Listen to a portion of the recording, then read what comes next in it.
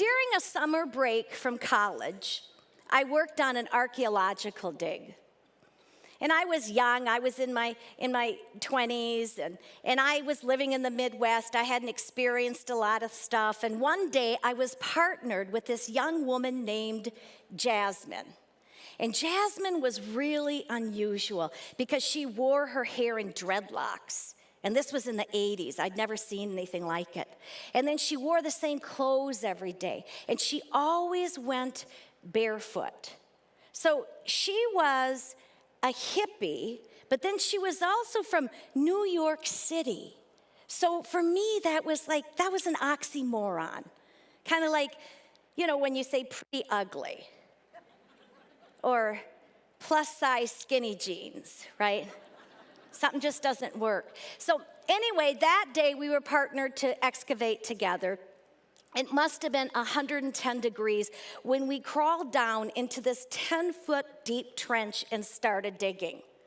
And immediately, I realized that Jasmine had the worst BO I have ever smelled in my life. I mean, this was killer body odor, all right? It was that smell, that smelly smell that just smells smelly. Now, I am all for free expression. I'm all okay with that, but not when you're 5 feet away from me in a dirt trench hotter than the sun, all right? So all morning, all I could think of these horrible thoughts about Jasmine. And I had fantasies of rubbing her nose with Lady Speed Stick and burying her in the dirt. So by the time we broke for lunch, I just raced to my car because I wanted to get into a stink-free zone. And I jumped into my car and I pulled the car door shut and I took a deep breath and what? The smell had followed me into the car. I looked behind to see if Jasmine had creeped into the back seat, but no. Wait a minute. It was me. All along, I was the one with a terrible BO. But because of the way Jasmine dressed, because of the way she looked, I never even considered smelling my own pits first.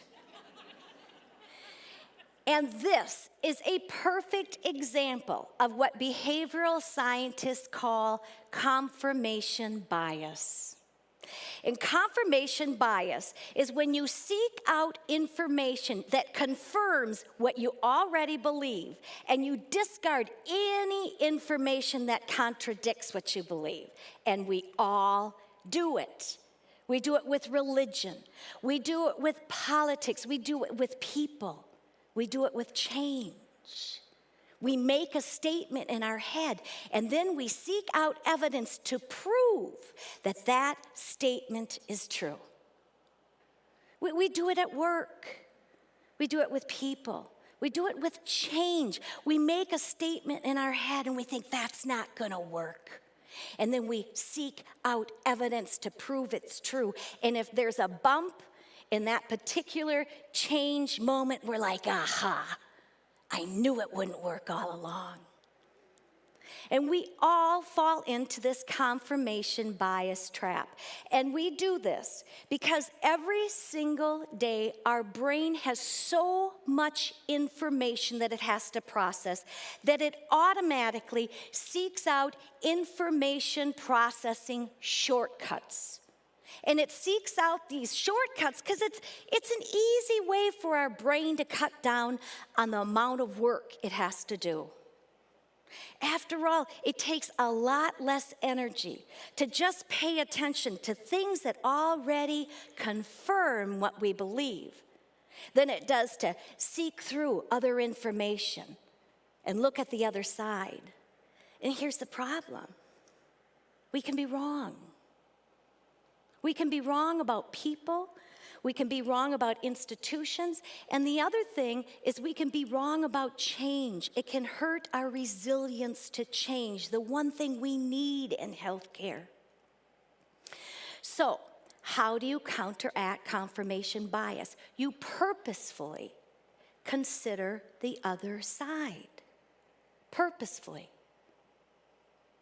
Now, here's the other thing about confirmation bias.